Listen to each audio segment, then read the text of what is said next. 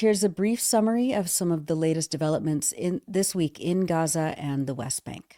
This photo of Jabalia camp shows the extent of the last 14 months of genocide and the more than 70 days of relentless, targeted obliteration of North Gaza. Israel's campaign of systematic slaughter, forced displacement, destruction, starvation, airstrikes, and massacres continue across all areas of the coastal enclave. In North Gaza, Israel's attacks on Beit Lahia on Tuesday killed at least 8 Palestinians who were sheltering in a home near the Kamal Adwan Hospital. The near-daily attacks on the hospital itself have escalated this past week, with the hospital's director, Dr. Hussam Abu Safia, reporting that debris and explosions are shattering doors and windows, and Israeli attacks have damaged water tanks, the electricity generators, and the oxygen supply network.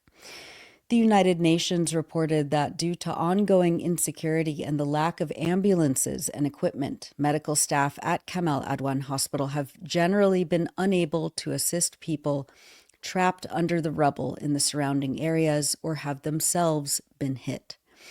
On December 12th, the Palestinian Health Ministry in Gaza announced that Dr. Saeed Joda, the last orthopedic doctor in North Gaza, was killed while en route from Kamal Adwan to the nearby Al-Auda hospital to treat patients.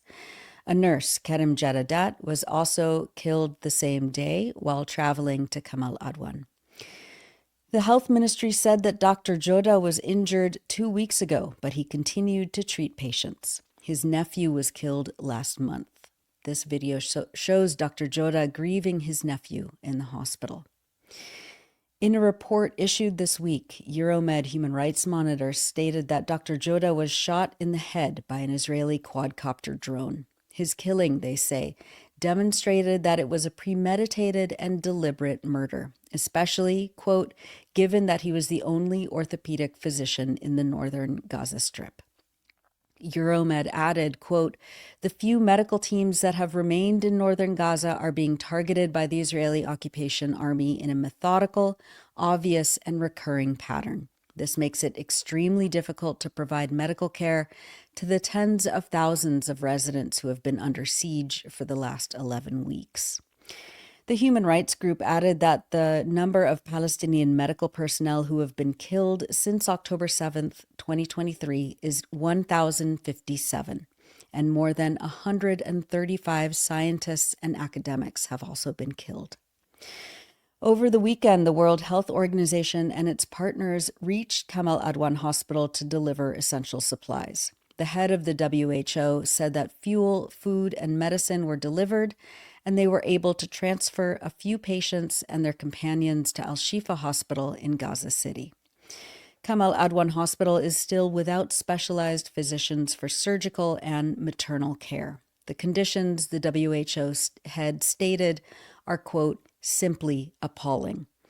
The hospital's director, Dr. Abu Safia, said that on Monday, Israeli snipers had targeted the intensive care unit and destroyed all the windows, forcing medical staff to treat patients in the hallways.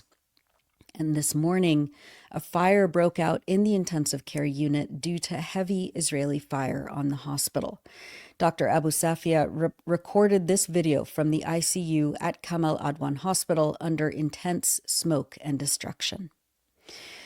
A small group of civil defense workers announced that they were resuming operations in Jabalia after more than 60 days of being prevented from working by the Israeli army. The civil defense team said that, quote, following the arrest of 10 team members, the Palestinian civil defense has resumed operations in Jabalia with renewed determination. The team is fully prepared and ready to continue their mission of saving lives and serving the community. Salute to everybody, they said. On Sunday, December 15th, the Israeli military carried out a massacre on displaced Palestinian families sheltering at the Khalil Aweda school in Beit Hanun, in the northernmost area of the Gaza Strip. The Gaza government media office said that at least 43 people were killed. According to the United Nations, at least 10 people were burned alive. Israeli soldiers detained male Palestinians and forced women and children to move southwards. Eyewitnesses told the Palestinian civil defense that they saw decomposing bodies in the alleys and streets, and that several inhabited houses near the school were subjected to heavy shelling. People reported hearing cries of others who were trapped under the rubble. The school had housed about 1,500 displaced persons. Israel attacked another school shelter on Saturday, December 14th, in western Gaza City. Hossam Shabat, one of the few surviving journalists working in North Gaza, reported from the scene. On the same day, Israeli forces bombed a home in Shujaiya, northern Gaza City, killing at least 6 people. Israeli armed quadcopter drones opened fire at a group of people in the Shati, or beach refugee camp northwest of Gaza City, on Monday, tearing their bodies apart, according to reporters. Al Jazeera's Hani Mahmoud said that, quote, the Israeli military uses drones packed with little pieces of metals that fly at such a high speed that when they explode, they cut through the flesh and cause severe bleeding. In central Gaza, the Israeli army committed a series of massacres in so-called humanitarian safe zones. On Monday, Israeli forces besieged Al-Mawasi, an area on the southern coastal sand dunes where Palestinians have been forcibly displaced. Doctors Without Borders reported that 12 of their team members and their families were surrounded by bombing and heavy shootings in their homes, while more than 30 others were trapped in the group's office. A staff member stated, quote, tanks were invading the area where we live. It was terrifying. We were lying on the ground in our homes for hours, and it seemed like the gunfire was coming directly towards us. Israeli forces bombed the municipal building of the city of Deir al-Balah, killing the city's mayor, Dr. Diab Ali al-Jarou, along with a group of city employees and residents on Saturday, December 14th. Our contributor Abu Bakr Abed reported from the scene of the attack in its aftermath. Targeted area is in the open market where hundreds of people, but maybe thousands of people do usually gather. So that's why the attack has been devastating and claimed the lives of so many people and wounded several others, many others as even. And I can see just around me, as you can see, probably 3 to 4 ambulances, have just arrived, and many have reached the hospital just during the past few minutes, and it just keeps going on like this. This is a safe humanitarian zone according to the Israeli military, but you can see just intensified attacks on Deir al-Balah, and just the initial report we have so far is 7 people killed, many injuries, but yes, just the pickup trucks, the other civilian cars, and the ambulances are still going to the hospital, rushing to the hospital, holding and transferring many casualties. That was Abu Bakr Abed reporting from Deir al-Balah. On Sunday, December 15th, Israel bombed field headquarters for the civil defense in nearby Nuseirat, killing 4 high-level staff and volunteer rescue workers. It was one of several consecutive massacres in and around Nuseirat that day. The Gaza government media office said that a residential area in Nuseirat refugee camp killed more than 30 Palestinians. Another bombing was reported in Burej refugee camp. Also on Sunday, Israel bombed the Ahmed bin Abdulaziz School, a UN school which has sheltered displaced people near the Nasser Medical Complex in Khan Yunis. The UN stated that within minutes, Nasser's emergency department was flooded with casualties, most of them women and children. Many were severely injured and died on site or en route to the hospital. In testimonies collected by Medical Aid for Palestinians, which operates at Nasser Medical Complex, a physician stated, quote, "We received a huge number of casualties. The emergency department was full of women, children, and elderly patients with severe injuries. I lost count of the number of patients that came in with injuries I've never seen in my entire career. I counted at least 18 victims who died in the emergency department. Of these, there were 12 children under the age of 12 years old. The very first patient that came in," the physician said, was a 3-year-old girl who had the left side of her forehead torn open by shrapnel fragments that had penetrated her skull.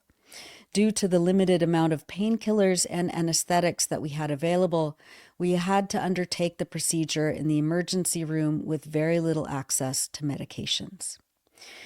Early this morning, Wednesday, the Samir Project, a local aid group, reported that an airstrike had hit a tent encampment adjacent to their Rifat al-Harir camp in Deir Bala. At least 2 people were killed, according to reports. The Samir Project stated, quote, "Nowhere in Gaza is safe. This sobering reminder was felt by the families in our camp. The missile could be heard swirling down before impact. Imagine not knowing where it will land, what it will destroy, how many will be massacred."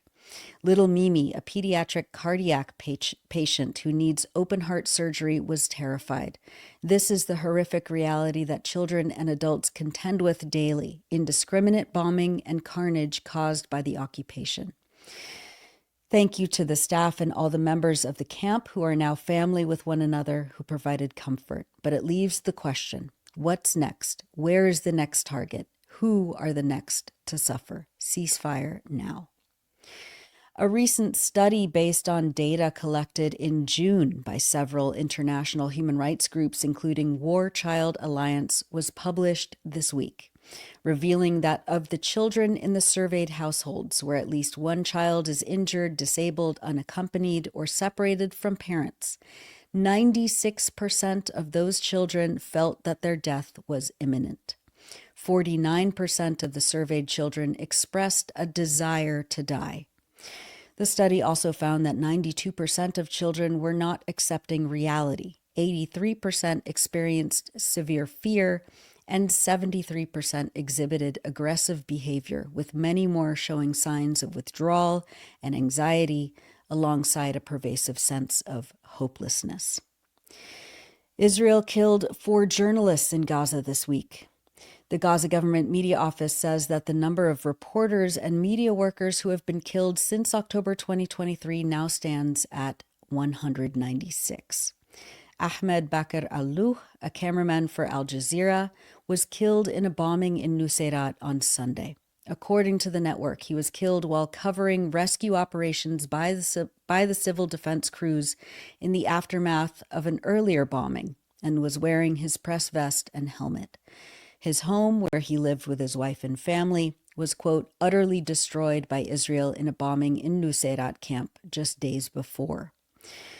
Mohammed Jabr al-Qarnawi, a correspondent for Sanad news agency, was killed along with his wife and 3 children in an Israeli bombing of Burej refugee camp also on Sunday. And Mohammed Balusha, who worked for the Al-Mashhad satellite channel, was killed on Saturday in a drone attack in Gaza City. Balusha was the reporter who first discovered the tiny, decomposed corpses of premature babies at Al-Nasser Pediatric Hospital in late November 2023. The babies had been left to die, cold, hungry, alone, and in pain over a period of 17 days, after Israeli forces ordered hospital staff to leave the facility.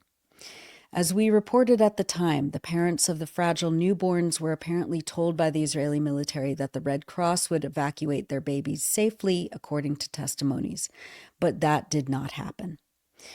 Balusha was shot in the thigh by an Israeli sniper a month later, while he was reporting in Jabalia refugee camp. According to the Committee to Protect Journalists, he lost consciousness for about 30 minutes before being revived by the nuzzling of cats he had been feeding before he was shot. Al-Mashhad TV said that Israeli forces blocked ambulances from reaching him, delaying his transfer to hospital for treatment. Al Jazeera stated that after surviving the sniper attack, Balusha continued reporting on the war for months, despite his injuries, before he was killed in an Israeli drone attack in Gaza City on Saturday. On December 11th, journalist Iman Hatem al-Shanti, who was a broadcaster for 𝐓𝐡𝐞 Al-Aqsa Radio, was killed in an Israeli bombing of a residential apartment in the Sheikh Radwan neighborhood of Gaza City, along with her son and other relatives. We've published many features on the Electronic Intifada in the last week, but we wanted to highlight excerpts of this one by Asim Al-Nabih, an engineer and PhD researcher currently based in North Gaza. He serves as the spokesperson for Gaza municipality. In this achingly beautiful feature, Asim writes about Gaza's suffering, inviting us to ask, how do Palestinians respond to devastation with resilience rather than despair? Quote, attitudes toward death and sacrifice play an essential role in Gaza's resilience. Here, death really is a constant companion. Yet it is not viewed as an ending, but as a continuation of a larger struggle. Suffering in this worldview becomes a portal to another realm, where the values and principles people live for persist. The sacrifices we make are not in vain. They are for something far greater, a future in which justice, dignity, and humanity triumph. Resistance in Gaza is not merely a physical struggle. It is also a spiritual and philosophical act. It transcends the immediate physical pain and confronts the existential questions of what it means to live and die under oppression. Our rejection of submission to tyranny represents a collective affirmation of life, of dignity, and of refusing to let our humanity be extinguished. Even in the darkest moments, when death looms large and life seems precarious, Palestinians in Gaza continue to fight. We rebuild what is destroyed, bury our dead, and wake each day to an uncertain future. In doing so, we assert something profound, that our existence is more than just a series of tragedies. Our defiance, our survival, our resistance all speak to a deeper truth, that life, in all its pain and beauty, is worth defending. This is the purpose of Gaza's suffering. Like Prometheus's stolen fire, it is a gift not only for us, but for the world. Our endurance lights the path for those who face similar struggles, reminding us that even in the face of overwhelming odds, there is always hope. The resistance of Gaza is the embodiment of a powerful rejection. It is a refusal to accept injustice and subjugation, and a call for the world to recognize that freedom and dignity are worth every sacrifice. In the end, Gaza's suffering is not without purpose. It is the flame that continues to burn, lighting the way forward, even when all else seems lost. Those are excerpts from When Suffering Becomes an Affirmation of Life by Asim Al-Nabih on electronicintifada.net. And turning to the occupied West Bank, my colleague Tamara Nassar published 2 reports for us this week on how the Palestinian Authority is, as she writes, quote, demonstrating its value and proving loyalty to its Israeli and American masters through a deadly military operation in the northern occupied West Bank city of Jenin. Tamara wrote over the weekend that, quote, the Palestinian Authority recently launched a deadly military operation in the occupied West Bank city of Jenin and its refugee camp, assassinating a member of an armed group on Saturday and killing both a Palestinian teen and a child. Anwar Rajab, the spokesperson of the PA security forces, claimed the military operation, dubbed Operation Protect the Homeland, was intended to put an end to sedition and chaos. The New York Times reported a euphemism for the PA doing Israel's bidding by targeting armed Palestinian groups resisting Israel's land grabs and military occupation. Rajab called this a new stage where PA forces aim to regain control of the Jenin camp from lawbreakers who ruin the lives of the citizenry amid a campaign of killings and arrests. PA forces invaded Jenin with armored vehicles on Saturday, killing Yazid Jaisa, a member of the Jenin Brigade, a group associated with Saraya al-Quds, the military wing of Islamic Jihad. More than 20 Palestinians have been injured in the Israeli-style military raid since December 14th. Tamara adds that, quote, intensified PA aggression in Jenin sparked widespread unrest, with calls for the dismantling of the collaboration body. A member of the PA forces resigned from his position and publicly disavowed the body following the killing of al-Shalabi, taking off his uniform. On Tuesday, Tamara updated the developing story. Quote, since the military operation began, PA forces have occupied the Jenin government hospital, cut off electricity and water to the camp, shot and killed 2 youths in addition to a member of the armed resistance, creating a state of fear and uncertainty in the camp. Schools have been closed in the area, with students shifting to virtual learning. Jenin residents have observed a camp-wide strike for the 4th day in a row to protest the PA's incursion. UNRWA, the UN Agency for Palestinian Refugees, has been forced to suspend its operations in the area. The Palestinian Authority operation is being carried out with full coordination with Israel, Hebrew media has reported. PA security chiefs even met with Michael Fenzel, a U.S. lieutenant general who oversees so-called security ties between Israel and the Palestinians, ahead of the operation to go over planning details. The PA officials handed Fenzel a detailed list of weaponry needed to intensify their offensive against Palestinians, Axios reported. The U.S. is now asking Israel to authorize the transfer of weapons to the PA, ensuring it can continue carrying out Israel's dirty work.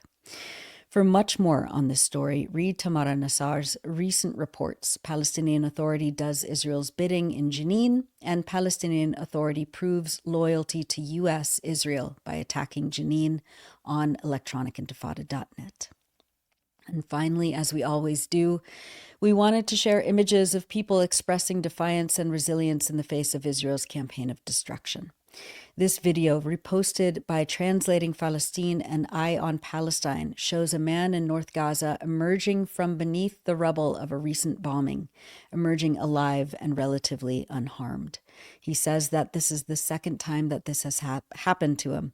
He had been healing from a previous injury that has left him with a colectomy, but he thanked God for his survival. Praise God, we're steadfast here, he says. الحمد لله الحمد لله من تحت القاعدة طلعنا ها الحمد لله وبتصاوب كمان ها طلع بتصاوب قبل هيك كولوستومي كمان الحمد لله يعني اصابتين الحمد لله صابدين يا عمي صابدين وطالع بتضحك بالله من بعد. الحمد لله صابدين. هذا طلع نجا بعجوبة سبحان الله. ثاني إصابة. Maha Husseini, a researcher with Euromed Human Rights Monitor who has been on this live stream before, posted this photo of sprouting seedlings that her mother planted. Maha writes, quote, known for her love of food, my mom used to delight in inviting people over, showing off her cooking skills, and serving a variety of delicious dishes. But for 14 months now, she hasn't been able to eat most of the food she loved, including green beans. Since the first day of its genocide, the Israeli occupation has made it clear that it aims to create inhumane conditions in Gaza by cutting off food, water, and medicine to the already 17-year blockaded strip. A few weeks ago, a friend of my mother's gave her a few beans to plant, something my mom used to do often when we were home in Gaza City. She loved planting vegetables on our balcony, including small cherries, mint, and basil.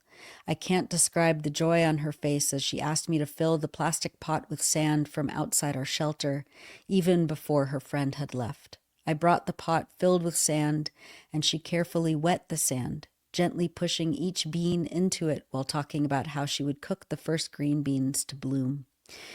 This morning, as I was leaving the shelter for work, I noticed the pot outside the door. It had turned a vibrant green, with the stems swaying in the wind, reaching out in every direction.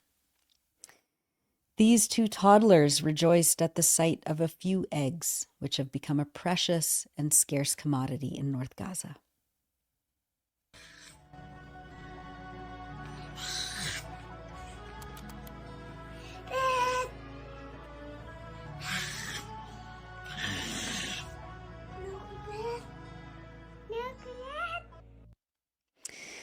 And finally, our contributor Abu Bakr Abed posted this photo of himself washing his t-shirt and his little niece coming to play with him.